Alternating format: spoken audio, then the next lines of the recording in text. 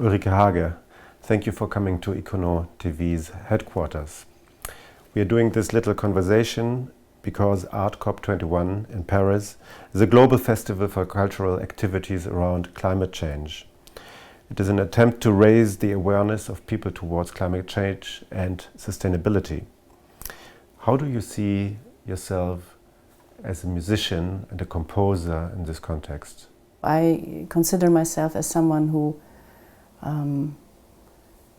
creates the space where you can contribute your own opinion, and in that way I think it's a part of the freedom I'm working on, part of the freedom of a human being on the earth. And with freedom on the earth, for me, the care for nature or the care on which earth we walk is connotated. It belongs together. What role does or should music play when it comes to conveying issues such as climate change that affect our entire planet? Is this a challenge for you? I think the most important thing as an artist or as a musician is to continue what you want to do and to give people good sounds, give people a positive sounds, give people a positive message, to support movements or to support thoughts, to support the heart, to care for our world. You have basically traveled the world. You've been to Siberia, to China, to Afghanistan. You have been eyeball witness to a lot of environmental destruction. I wonder, you as a composer, how do you deal with what you have seen? Well, to stay with Siberia, for example, my concert tour through Siberia, I met a lot of young people there, and I also did some workshops with young people, and we did choose themes for the compositions, and they all had to do somehow with the environment or with the situation of the youth, which is sometimes very close together with our environmental questions. And so it always was a part of the composition, not necessarily in words, but also in the intention that you have with the composition. Have your methods or your ways of composing changed by what you have seen? It was always in the air to talk with people there about environmental issues and climate change.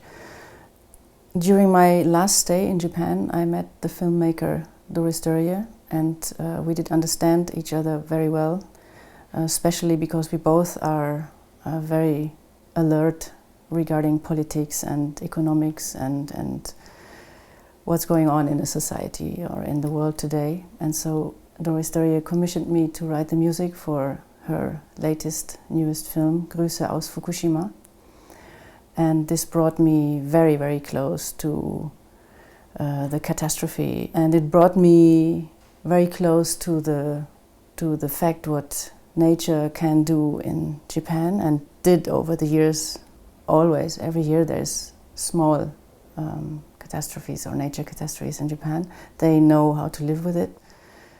Because the film deals a lot with documentary material, with original material from Fukushima, I was, during my composition process, all the time confronted with this theme, and this influenced, of course, the mood of the compositions. This did inspire me to write very clear and very in contact with this theme, with the situation.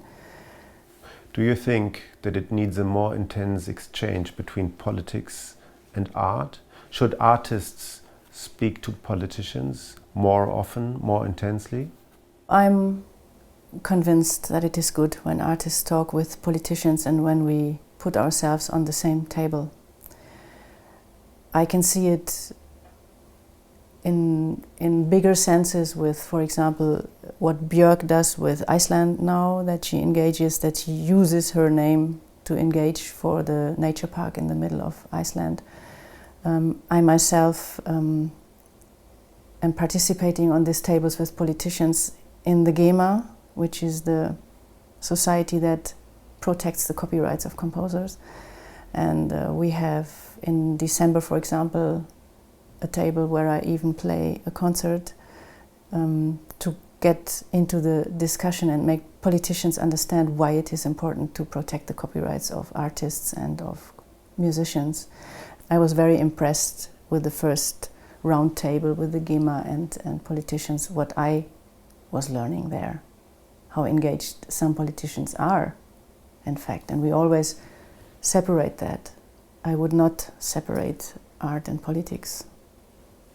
Political apathy is a widespread sign of our times. Nobody seems to care anymore. People don't vote anymore.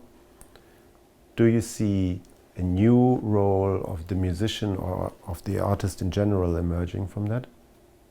Well, I think artists are in general very sensible people, very sensitive people, very alert people, people who observe the world in their way, who reflect the world in their way. And therefore, I think it's already in the artist to be a more active part of the world. I wonder, how do you personally, on a personal level, deal with the issue of climate change? I mean, in your own four walls. Does this affect your life?